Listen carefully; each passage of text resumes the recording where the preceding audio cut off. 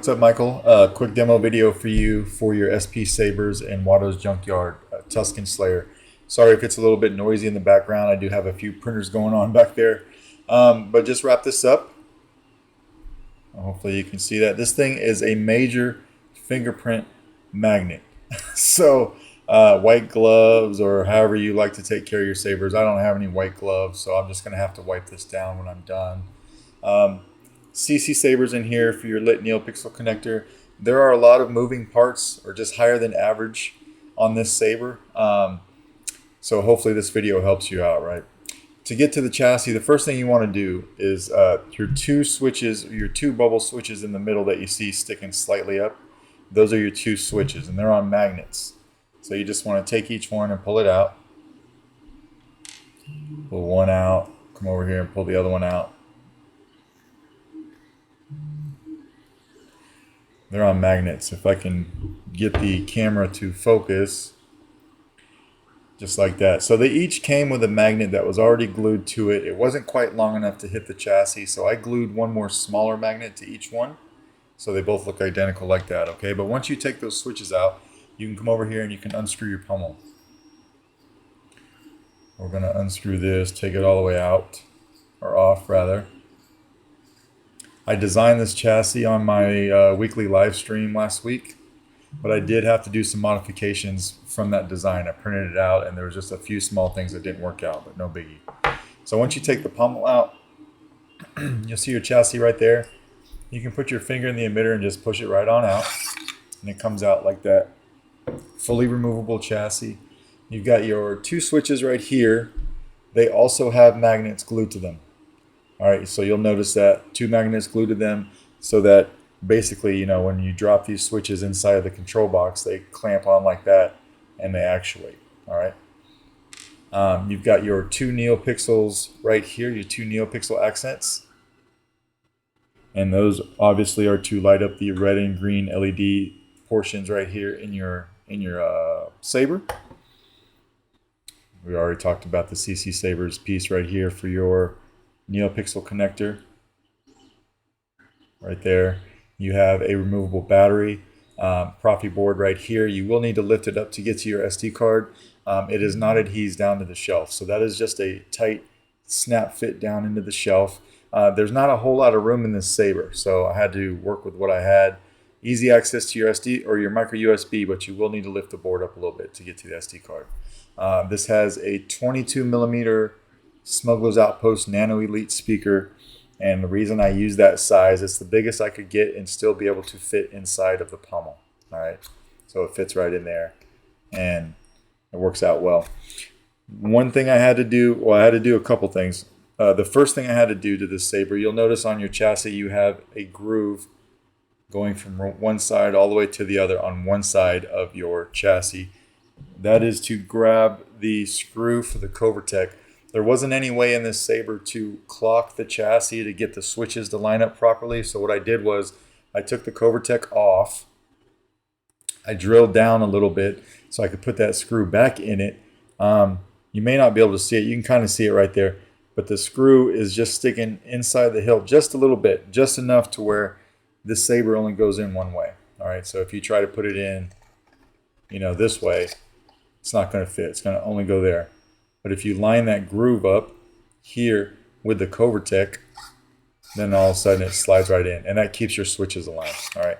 The second thing I had to do, or I didn't have to do, but I did it, was there's not very much blade depth. All right, we'll go ahead and we'll throw a battery in the chassis. We'll put it in the saber, and then I'll show you what I'm talking about. Aim right above the fuel cells. Right here, I have a Tusken Terminator on here for right now. I'm only doing this to demo the saber. So when we put it in, we want to make sure that we line up that groove with the Covertech. Whoops. Slide it all the way in. I usually hold it about right here so I can put the pummel piece on. And then come over here and just screw it all the way down. These aren't lined up very well right now, but when I screw this all the way down, everything will be lined up fine. And I've got these LEDs here on a timer. So if you don't turn the saber on right away, they will time out. We'll screw that pommel all the way down until it's nice and tight. Now everything is locked in. We can come over here and we can put our 2 switches in. So our first switch, our second switch, just like that. Now we can come over here and hit activation, which is the front one. And that's what I've got your LEDs doing when the Saber's on. Firing up in here good. Gave you twist off. This is the animation when the Saber's off until it times out. So again, auxiliaries in the back.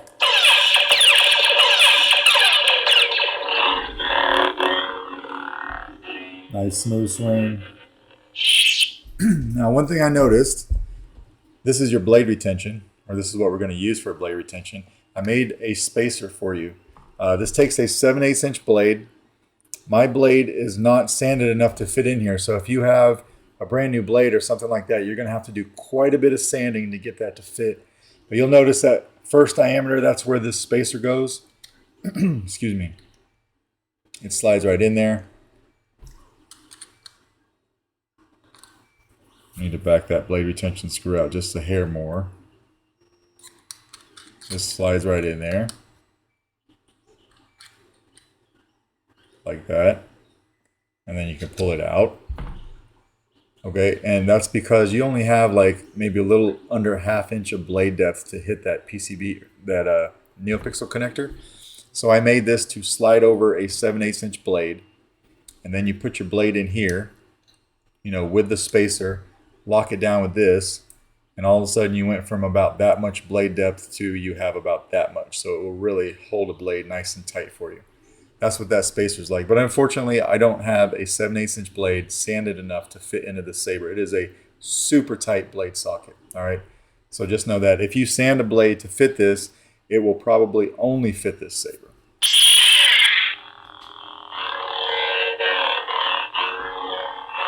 So your LEDs, everything was tested outside of the Saber and works well.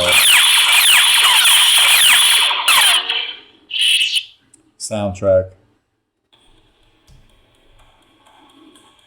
Let that play for a second so you can hear it.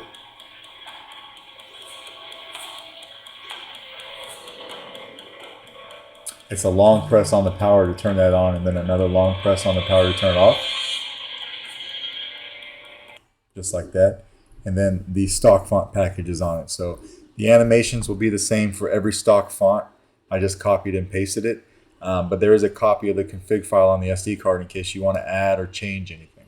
All right.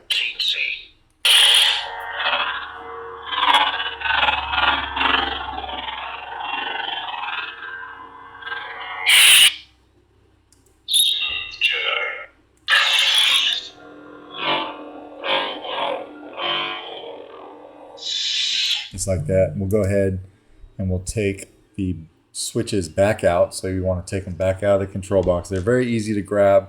I made sure they stuck up just a hair more than the other ones so that you could get in here with your fingers and pull them out just like that. You don't need any tools. All right. And again, we'll come over here and unscrew the control box, or the pommel rather, sorry. The pommel will probably just come right out. It won't pull your chassis out with it. That's okay. And again, you can take your finger right in here and push it right out and then pull it out just like that. It comes right out. From the positive side of the battery over here by your speaker, you should be able to pull it out with your finger just like that. That's pretty much your Tusken Slayer.